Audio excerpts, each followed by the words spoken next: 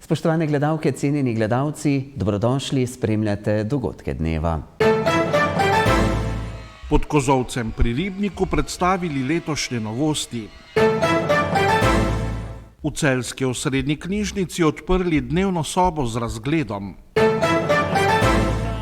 Franko Kovačevič v zameno za rekordno odškodnino odhaja k madžarskemu Ferencvarošu. Uroš Miličević pogodbo s Celjani podaljšal še za 2 sezoni. V hiši Lisjak iz Miklavža pri Taboru so na dopoldanski novinarski konferenci predstavili letošnje novosti, ki so jih pripravili na vse bolj priljubljeni lokaciji pod kozolcem pri Ribniku. Največje med njimi so disco evergreen večeri, zimska poroka na ključ ter spust poročne torte med svate z višine. Hiša Lisjak, verjetno najbolj znana kot ena bolj priljubljenih lokacij za poroke v naših krajih, je letos postala polnoletna. V to jubilejno leto so v podjetje vstopili z nekaj novostmi, s katerimi bodo popestrili svojo ponudbo. Velika pot je prehojena, veliko še imamo, veliko načrtov smo že naredili, oziroma naredili smo veliko projektov, imamo še veliko projektov v planu. Tako kot je Špela povedala, upravljamo za 4 lokacijami. Te so gostilna Slovan na Vranskem, kavarna na Taboru. In seveda te 2 naše lokacije, ki so pa pač biser našega podjetja, se pravi ena lokacija je na Jasi, kjer ste šli mimo, tam je skedenj do 250 ljudi in ta lokacija, kjer se nahajamo se zdaj, je pa se pravi kozolec pri Ribniku. V hiši Lisjak so sicer znani predvsem po porokah, izračunali so namreč, da letno gostijo približno 1% vseh slovenskih porok. Za leto 2026 smo še 2 nova produkta uvedli in sicer en produkt je v zimskih mesecih na Jasi, imamo pač evergreen večere z glasbo 70, 80 let in 90, kjer se lahko zapleče vsako soboto, januar, februar in marec, tudi tematsko malo barveno. Prva 2 disko večera pa sta že za nami. Nam ni cilj, da neke dobičke stvarimo, važno je, da se pokrije zadeva in da se ljudje malo družijo, da gremo nazaj v te leta, ki sem še jaz sam hodil v disko. Ne. Mogoče je disko, pa to je tudi evergreen večer, kjer bi želel na evergreen glasbo zaplesati, je tudi to možno. Ne. Jaz sem, tako kot mi vsi tule po mojem, smo obiskovali te večere v disko, včasih, da mladi nimajo več kam iti, ker ni nikjer nič. Gostje nam skozi govorijo, da nimajo kam iti, da se nič ne dogaja, ne, in smo mi zaradi tega letos prav zaradi tega naredili, da damo eno ponudbo našim gostjem. Ne. In moram reči, da prvi večer je bilo malo razočarano, mogoče smo več pričakovali, ampak drugi večer je pa že boljši. Nova v ponudbi pa je tudi tako imenovana poroka na ključ. Imamo že 2 za sabo, imamo še pa 2 naprej. In dele konc decembra smo imeli prvo še za zimsko idilo. To za posebne neveste. Res smo imeli sreča tudi par. To pomeni, da imamo organizacijo mi vso, hrana, pijača, glasba je všteta in fotograf in poročna torta. To je pa noviteta, ki smo prvič spustili iz škripcem iz stropa dol. Od lani pa nadaljujejo s četrtkovimi večeri. Letos pa pač uvajamo vsak 3. četrtek v mesecu, četrtek večer z živo glasbo in tematsko obarvano kulinariko. Do junija bo vsak 3. četrtek in potem zopet po letu vsak četrtek. Ti večeri bodo letos še nekoliko bolj posebni, kot so bili v preteklem letu. Mi pa skupaj z Jernejem in njegovo ekipo četrtkove večere želimo postaviti mogoče na kakšno stopničko višje, da še bolj lahko razvajamo goste, ki prihajajo v hišo Lisjak. Pri poroki je zelo pomemben seveda kompleten del in dogajanje. In en mozaik je tudi kulinarika in poskušamo z Jernejem pripravljati kulinariko, ki je mogoče po sestavi malenkost lažja, ampak vendar, da se kulinarika dogaja skozi celo poroko da ljudje uživajo, plešejo, se zabavajo in ženin in nevesta sta vesela in srečna. Prava kulinarika pa je sestavljena iz pravih sestavin. Večinoma naših dobaviteljev je oddaljenih cirka 5 do 10 km, s čimer si zagotovimo sveže, kakovostne in sezonske sestavine, kot so na primer siri, salame, domač kruh in tako dalje.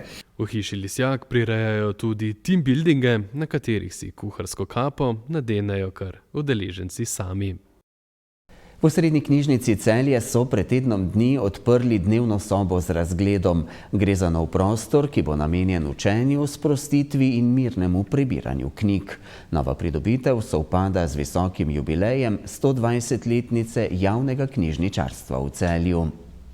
V Osrednji knjižnici Celje vse skozi svojo ponudbo dopolnjujejo in prilagajajo potrebam sodobnega knjižničarstva. Začetek leta 2026 je zaznamovala ureditev in otvoritev novega kotička za učenje in branje. Dobrodošli v dnevni sobi z razgledom v Osrednji knjižnici Celje, ki smo jo odprli 15. januarja, nekako ob obletnici Almine smrti, zato je prvo leto tudi posvečena Almi Karlin. Sicer gre pa za večnamenski prostor, predvsem so dobrodošli mladi in študentje, dijaki, da bodo lahko kaj v miru prebrali, se učili v bolj sproščenem in navdihujočem ambientu. Projekt je zasnoval pilot projekt DOO, financirala pa je Mestna občina Celje. Želja je, da bi se obiskovalci tudi ob obisku knjižnice in nove dnevne sobe počutili kot doma. Knjižnica tako sledi trendom, da ta pomembna ustanova ni le izposojevalnica knjig. Z dnevno sobo smo zelo zadovoljni. Naj povem, da so jo naši obiskovalci že dodobra sprejeli, tako da tam med 2. in 3. uro pravzaprav težko najdemo prosto mesto. Jaz si seveda želim, da bi bilo tako tudi vnaprej in da bi z njo ravnali tako kot svojo dnevno sobo doma, kar pomeni, da prehranjevanja in raznih čipsov nismo najbolj veseli. Dnevna soba bo v letošnjem letu posvečena Almi M. Karlin, pisateljici, popotnici in eni najvidnejših intelektualnih osebnosti 20. stoletja. Na stebrih je tudi ena, bom rekla, manjša razstava, ki jo je pripravila naša sodelavka, doktorica Alenka Hren-Medved. Projekt dnevne sobe je zasnovan trajnostno, predvsem tukaj govorimo o domačih izvajalcih, o domačih materialih, tudi nekaj zelenja je, kar v knjižnici sicer ni, bom rekla, najbolj prisotno, ter seveda tudi dnevna svetloba. Smo pa zato tudi zamenjali našo razsvetljavo, tako da smo dotrajano razsvetljavo, ki smo jo imeli, zamenjali z varčnimi LED trakovi. Leta 2026 v Osrednji knjižnici Celje obeležujejo 120 let javnega knjižničarstva v Celju, pa tudi 50 let domoznanskega oddelka in 80 let študijske knjižnice Celje. Mestna občina Celje tudi letos nadaljuje s tradicijo zimovanj otrok iz pobratenih in partnerskih mest na Celjski koči. Letos so se celjskemu vabilu odzvali v Baški in Slavonskem Brodu. V ponedeljek je na Celjsko kočo prispelo 45 otrok iz hrvaškega otoka Krka, kjer že 67 let deluje celjski dom v Baški. Za 7 in 8 let stare otroke bodo vsak dan do konca tedna organizirali šolo smučanja, v petek pa se bodo med seboj pomirili na zaključni tekmi. V času bivanja na Celjski koči se bodo odpravili na nočni pohod ter med drugim obiskali Hermanov brlog in kegljišče Golovec. Otroke in njihove spremljevalke je obiskala in nagovorila celjska podžupanja Saša Kundih.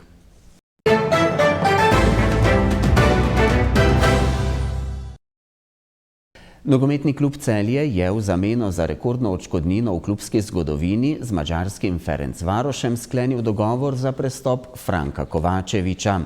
Višina odškodnine v celjskem klubu zaenkrat niso razkrili, v medijih se je v zadnjih dneh najbolj pogosto omenjalo 3 milijone evrov. 26-letni hrvaški napadalec se je iz nemškega tretjeligaša v knežje mesto preselil junija lani. Na 28 tekmah v celjskem dresu je mreže nasprotnikov zatresel kar 25-krat. V trenutno vodilnem slovenskem prvoligašu bodo vrzel po odhodu najboljšega strelca skušali zapolniti z litvanskim napadalcem Armandosom Kučisom, ki se je po dolgoletni rehabilitaciji zaradi poškodbe kolena vrnil v trenažni proces in bo nared za spomladanski del sezone. Počutim se odlično. Na ta trenutek, da bom nazaj na igrišču z mojimi soigralci, sem čakal 9 mesecev. Seveda bom potreboval nekaj časa, da se z mojimi soigralci na igrišču spet povežemo in ujamemo. Poškodba je bila najbolj zahtevna z mentalne plati. Po glavi ti roji vprašanje, ali se boš vrnil na raven, na kateri si bil pred poškodbo. Če imaš pomoč in podporo prijateljev, družine in partnerke, ki te spodbujajo, je vse lažje. To je bila zame prva operacija in tudi sam pogled na koleno po njej ni bil najbolj prijeten. Vsekakor pa je bila v obdobju celotne rehabilitacije najbolj zahtevna mentalna oziroma psihološka plat. Kučis je v začetku decembra pogodbo s celjskim klubom podaljšal do 30. junija 2028. Tukaj se počutim odlično. Čutim podporo navijačev, soigralcev, trenerskega kadra in vodstva kluba. Tudi Celje mi je zelo všeč. Rad živim tukaj. Če ti klub v obdobju po tako hudi poškodbi ponudi podaljšanje pogodbe, se spodobi, da to sprejmeš. Rokometaši Celja Pivovarne Laško se brez reprezentantov Andraža Makuca in Oleksandra Onufrijenka pripravljajo na drugi del sezone. V reprezentančni pauzi je vodstvo kluba z enim izmed nosilcev igre, Urošem Miličevičem, pogodbo podaljšalo do konca sezone 2027-2028.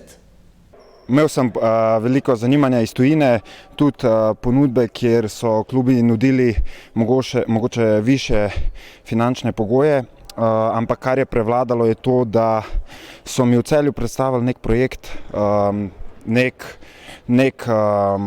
kako bi se temu rekel, da ima nek cilj in ambicije in tudi strukturiran plan, kako do tega pridati in mislim, da grejo stvari v Celju v pravo smer. Mislim, da se vsi v klubu borijo za to, da se Celje vrne na pota stare slave in jaz sem preprosto želel biti del tega projekta. Definitivno je Uroš eden od nosilcev naše igre. Veseli nas, da se je odločil, da bo še prihodnji 2 sezoni igral v našem dresu. Uroš je eden od stebrov igre v obrambi in napadu in kot takega smo res vložili vse napore, da ga zadržimo. Tako smo že večkrat povedali, da gradimo ekipo na dolgi rok in ostanek Uroša je definitivno potrditev tega. V kosti ekipe za naslednjo sezono imamo zgrajeno in to nas veseli, da smo že v začetku januarja vse rešili praktično. Možni so še kakšni manjši popravki, da še izboljšamo kader, ampak v grobem imamo ekipo za naslednjo sezono že zgrajeno. Miličevič je ob podaljšanju sodelovanja s celjskim klubom izpostavil, da je na prvo mesto postavil športne in ne finančnih ciljev. Jaz mislim, da sem vseeno v starosti, kjer mi je prioriteta neka karierna pot, kjer imam ambicije, da v rokometu nekaj storim, tako da mislim, da lahko to storim v Celju. Pa mi smo od začetka korektne in konkretne pogovore tudi z njim in z menedžerjem, mi smo izrazili jasno željo, da ga želimo tukaj in njega to prepričalo, videl se je v tem okolju, videl je priložnost za napredek in mislim, da smo kar suvereno se dogovorili za nadaljevanje sodelovanja. Po podaljšanju pogodbe z Miličevičem in prihodu Ključanina se samo po sebi postavlja vprašanje, ali to pomeni, da v prihodnji sezoni v Zlatorogu ne bomo več gledali Madžara Aleksa Bognarja. Ni še nič dorečenega, ja, definitivno si tudi on želi več igrati v prihodnje, kolikor bo prišla prava ponudba zanj, mu bomo tudi njemu prisluhnili in lahko prestopi drug klub, vse imamo na tej poziciji za naslednjo sezono že podpisano pogodbo z Urošem Miličevičem in Lunom Ključaninom. Se pa iz Zlatoroga začasno poslavlja krožni napadalec Maj Jelen, ki bo v nadaljevanju sezone kot posojen rokometaš igral za poljskega prvoligaša Cepter Legionovo. Na njegovo mesto se iz posoje v Krškem vrača Žan Vujčič. Majelen si je zaželel predvsem večjo minutažo. Poljski klub je videl priložnost, ker imajo težave s poškodbami, da ga pripeljejo v svoje vrste. Mi smo šli Maju tukaj nasproti, predvsem na njegovo željo. Imeli smo tudi rešitev v Žanu Vujčiču, ki je posojen v Krško, tudi bil mladinski reprezentant, se pravi skupaj igral z Majem Jelenom, tako da je bila na oboje stransko zadovoljstvo narejena ta menjava.